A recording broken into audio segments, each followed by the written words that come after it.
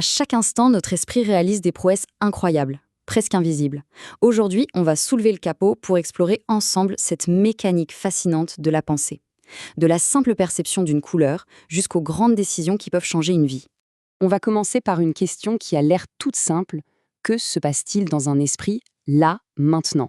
Eh bien, il y a l'écoute de cette voix, la lecture de ce qui est à l'écran, peut-être des pensées sur ce qu'on va faire après.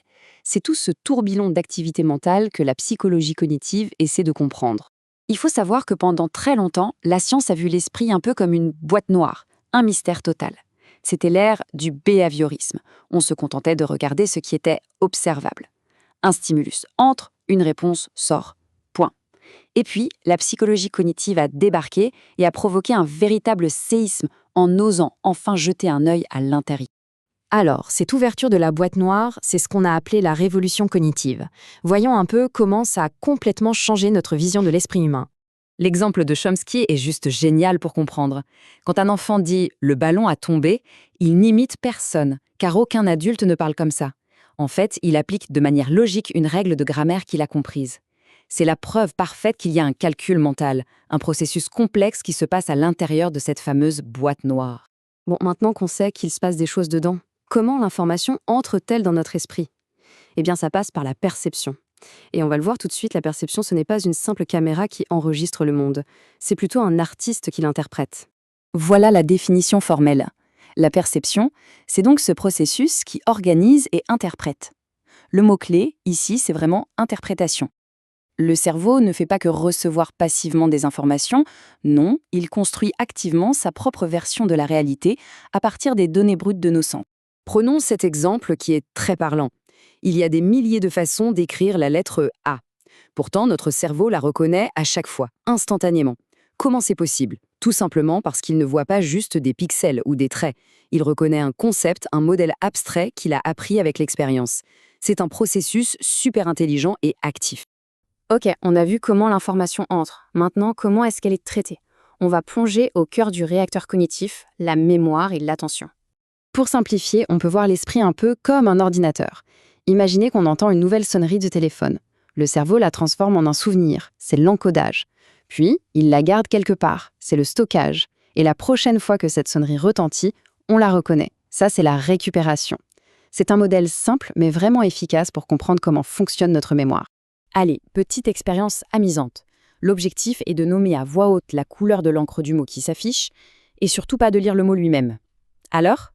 C'est étonnamment difficile, hein? Ça, c'est l'effet Stroop. On ressent un vrai conflit interne entre deux processus. La lecture, qui est devenue un automatisme, et le fait de nommer la couleur, qui demande un effort d'attention. Cet exercice met parfaitement en lumière le rôle de l'attention. Et il en existe plusieurs types. L'attention sélective, c'est ce qui nous permet de suivre une conversation dans un café bruyant. L'attention divisée, c'est quand on fait plusieurs choses à la fois, comme conduire en écoutant la radio. Et enfin, l'attention soutenue, c'est cette concentration de longue durée dont on a besoin pour finir un dossier important. Chacune est une compétence cognitive cruciale.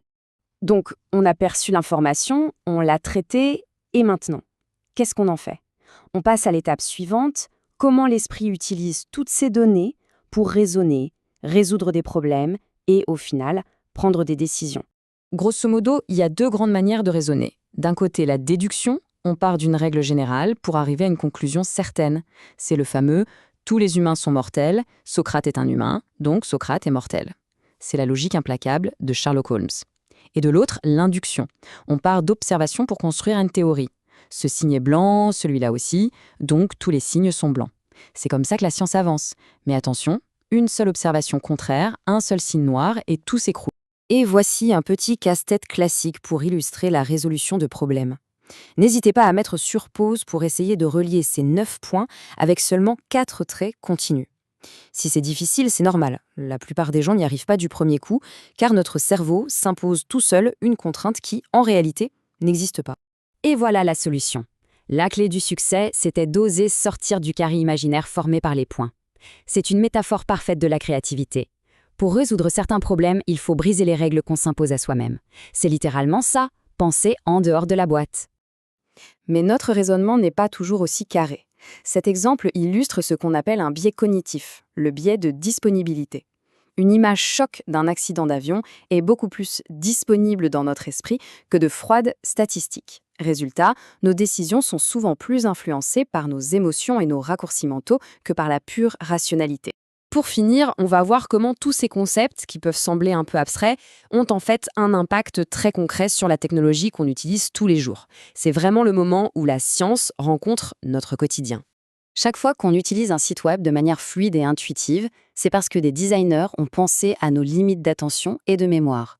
Quand une voiture autonome doit prendre une décision en une fraction de seconde, elle essaye de m'imiter nos processus de perception et de raisonnement. En fait, la psychologie cognitive, c'est un peu le plan secret de toute notre ère numérique.